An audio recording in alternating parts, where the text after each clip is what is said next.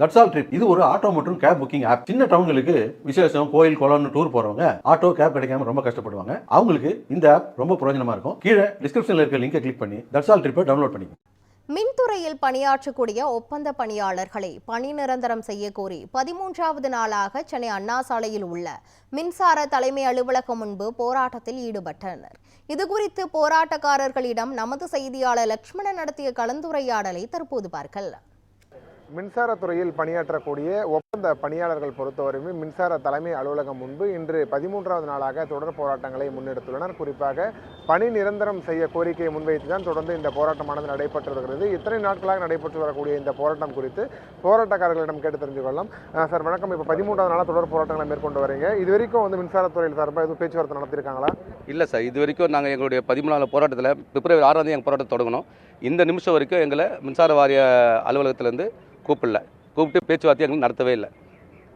என்ன சொல்கிறாங்க சார்? இப்போ நீங்கள் தொடர்ந்து பேச்சுவார்த்தையில் பண்ணிட்டு இருக்கீங்க, ஒரு பக்கம் இன்னொரு பக்கம் போராட்டம் போயிட்டு இருக்கு. என்ன சொல்கிறாங்க மின்சாரத்துறை சார்பாக? சார், மின்சாரத்துறை எங்களுக்கு அதாவது எந்த பதிலும் வரல சார் இது வரைக்கும். அதாவது நாங்கள் பார்த்தீங்கன்னா கடந்த 5 முதல் 25 ஆண்டுகள் பண்ணிட்டு மின்சார வாரியத்தில் ஒப்பந்த தொழிலாளங்க எந்த வித ஊதியம் இல்லாமல் பணிபுரிகிறாங்க. ஆனால் பார்த்தீங்கன்னா பணிபுரி செஞ்சதுக்கான அனைத்து ஆவணங்களும் வச்சு லேபர் கோர்ட்டில் வழக்கில் ஜெயிச்சவங்களே 6788 பேர் இருக்காங்க. அப்புறம் கேட்டு அக்ரிமெண்ட்டில் வேலை செய்யிருக்காங்க. பகுதி நேர ஒப்பந்த ஊழியர்கள் இருக்காங்க. அனைத்து உற்பத்தி அனல் மண்ணிலையும் நீர்மணத்தில் வேலை செய்கிறவங்க இருக்காங்க. மொத்தம் குறைஞ்சபட்சம் 20,000 ஒப்பந்த தொழிலாளர் இருக்காங்க. ஆனால் இது வரைக்கும் இந்த ஒப்பந்த தொழிலாளருக்கு பணி கேட்டு நாங்கள் போராடி இருக்கிறோம் 25 ஆண்டுகளாக. ஆனால் இந்த மின்சார வாரியம் எங்களுக்கு செவி சாய்க்கவில்லை. இப்போது நாங்கள் பிப்ரவரி 6 முதல் தொடர்ந்து போராடி இருக்கிறோம். எங்களுக்கு ஒரு வாட்டி கூட எங்களை கூப்பிட்டு பேச்சுவார்த்தை நடத்தவே இல்லை. ஒரு வாட்டி அமைச்சரை சந்தித்தோம். அமைச்சர் இந்த துறைக்கு நானே புதுசு, எனக்கு எதுவும் தெரியாதுன்னு அமைச்சர் ஒதுங்கிட்டார். இவர் எரிசக்தி துறை செயலாளர் சந்தித்தோம். அவர் என்ன சொல்லிட்டார், நாங்கள் கூப்பிட்டு பேசுகிறோம்பா, ஆனால் இதை பற்றி எனக்கு முழுசாக தெரியல, அவர் ஒதுங்கிட்டார். நம்ம மின்சார வாரியத்துடைய தலைவர் ஒரு வாட்டி கூட ஐயா ராதாகிருஷ்ணன் எங்களை கூப்பிட்டு பேசவே மாட்டார். கரெக்டாக எங்கிட்டே நேரடியாக சொல்லிட்டார், என்கிட்ட எதுவுமே இல்லை, முதல்வர் கவனத்துக்கு செல்கிற அளவுக்கு நீங்கள் என்ன வேணால் பண்ணுங்கன்னு வாரிய தலைவரே சொல்லிட்டார்.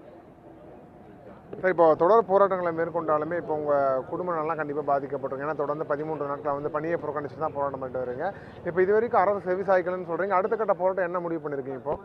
சார், நான் எங்களுடைய போராட்டத்தை பிப்ரவரி 6 தொடங்கி இந்த நிமிஷம் வரைக்கும் பார்த்தீங்கன்னா கூவத்தில் இறங்கணும். அது 100 பேர் இறங்கணும். எல்லாருக்கும் ஒரு 20 பேருக்கு விஷஜுவரம் வந்தது. நிறைய பேருக்கு உடல்நல பாதிப்பு ஆரம்பிச்சாங்க. ஆனால் அதுக்கும் இந்த மின்சார வாரியத்திலேருந்து எங்களுக்கு ஒரு மருத்துவ உதவியோ இல்லை அதிகாரிகள் மூலியமாக சொல்லி எங்களுக்கு செய்யலை. கடலில் இறங்கி போராடணும், அதுக்கும் எங்களை கூப்பிட்டு பேச்சுவார்த்தை பண்ணல. குளத்தூர்லேயே போயிட்டு 1000 பேர் கூட்டு போய் நின்னேன், அங்கேயும் என்னை கூப்பிட்டு பேச்சுவார்த்தை பண்ணல. கோயம்பேடு தேர்தல் ஆணையத்தில் பிரிட்ஜு மலை ஏறி நாங்கள் போராடினோம், அதுங்கேயும் எங்களை கூப்பிட்டு பேச்சுவார்த்தை பண்ணலை. கடைசியாக இங்கே போர்டு ஆஃபீஸில் டவர் இருக்குது, இந்த 100 அடி டவர் மலை ஏறி நாங்கள் போராடினோம், அதுக்கும் எங்களை கூப்பிட்டு பேச்சுவார்த்தை பண்ணல. ஒரு நாள் எங்கள் போராட்டத்தில் நாங்கள் ரொம்ப நலிவடைஞ்சிட்டோம். தமிழ்நாடு ஃபுல்லாக தொழிலாளர்கள் டெய்லி போராடும் போது சாப்பிட்றதுக்கு கஷ்டம், போகிறதுக்கு கஷ்டம், வர்றதுக்கு கஷ்டம், பணம் இல்லை கையில், ஒருத்தர் நொந்து போகிறாங்க, காலம் இல்லை, எப்படி சொல்கிறது, ரொம்ப மோசமான நிலைமை. எல்லாமே உடல் சோர்வாயிட்டாங்க. இருந்தாலும் எங்களுடைய உரிமையை கேட்டு தொடர்ந்து பணியந்திரம் கேட்டு நாங்கள் போராடி கொண்டு இருக்கிறோம். சிஎம் தொகுதியில் நாங்கள் போராட்டம் அறிவித்தோம் மார்ச் 1ஆம் தேதி, அவர் பிறந்தநாள். அதுவுமா ஏன்னா அந்த 1ஆம் தேதி அவர் பிறந்தநாள் ஒரு போராட்டம் சிஎம் தொகுதியில் வச்சா முதல்வர் கவனத்துக்கு செல்லும்னு நினச்சி வச்சோம். ஆனால் எங்களை கூப்பிட்டு காவல்துறை உயர் அதிகாரிகள் பேசி உங்களுக்கு துணை முதல்வரை பார்க்க சந்தித்து உங்களுடைய கோரிக்கை கொடுக்க உங்களுக்கு நாங்கள் அனுமதி வாங்கி தரோம். அதே போல் அறநிலைத்துறை அமைச்சர் அண்ணன் சேகர்பாபு அவர்கிட்ட பேசி ஒரு பேச்சுவார்த்தை பண்ணுறோம். நீங்கள் போராட்டத்தை கைவிட சொன்னாங்க. அதுவும் புதன்கிழமைக்குள்ளே நான் செஞ்சு தரேன்னு சொன்னாங்க. ஆனால் இது வரைக்கும் எங்களை நேற்று புதன்கிழமை முடிஞ்சு போச்சு. எங்களை கூப்பிட்டு எந்த பேச்சுவார்த்தையும் கூப்பிடல, கேட்டால் யாருமே கண்டுக்க மாட்டுறாங்க. சார், இப்போ எத்தனை தொழிலாளர்கள் இருக்கீங்க? எந்த அளவுக்கு வாழ்வாதாரம் பாதிக்கப்பட்டிருக்குன்னு நினைக்கிறீங்க? முதல்ல இப்போ உங்களுக்கு எத்தனை தொழிலாளர்கள் மொத்தம் இந்த பணியில் இருக்கீங்க? சார், ஒப்பந்த தொழிலாளர்கள் மட்டும் மின்சார வாரியத்தில் 20,000 பேர் இருக்கிறாங்க. அதே போல் பார்த்தீங்கன்னா இப்போ போராட்டத்துக்கு தொடர்ந்து 1000 பேரும் வராங்க. ஒரு மாவட்டத்தில் ஒரு மாவட்டத்தில் வராங்க, திரும்பி போயிட்டு அடுத்த பேர் வராங்க. வாழ்வாதாரம் பொருளாதாரன்றது சுத்தமாக இல்லை சார். ஏன்னா இப்போது 1.5 லட்சம் கோடி கடன் இருக்குது சொல்கிறாங்க. கடன் யாரால் இவங்களுக்கு சம்பளமே கிடையாது. அப்போ 1.5 லட்சம் கோடி எங்கேருந்து வந்தது? 1.5 லட்சம் கோடி கடன் வருதுன்னா அதுக்கு இவங்க தவறான கொள்கையை முடிவெடு தான். யார் மின்சார வாரியத்தில் தளவாடம் வாங்குறது, நிலக்கரி வாங்குறது, அந்த பிரச்சனை மின்சாரத்துடைய தளவாடம் எல்லாத்தையும் வாங்கணும்.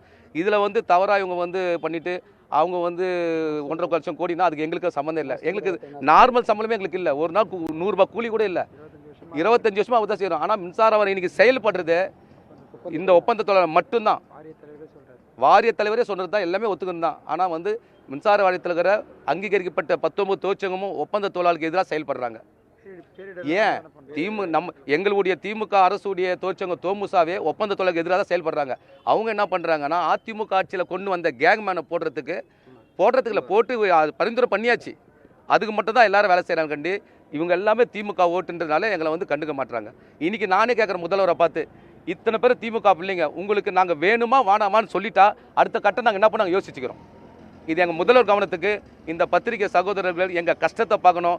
எல்லாரும் பார்த்தீங்கன்னா வேலை கொடுத்தா அதிகபட்சம் 3 வருஷம் 4 வருஷம் தான், அதுக்கப்புறம் எல்லாம் ரிட்டையர்ட் ஆகிடுவாங்க.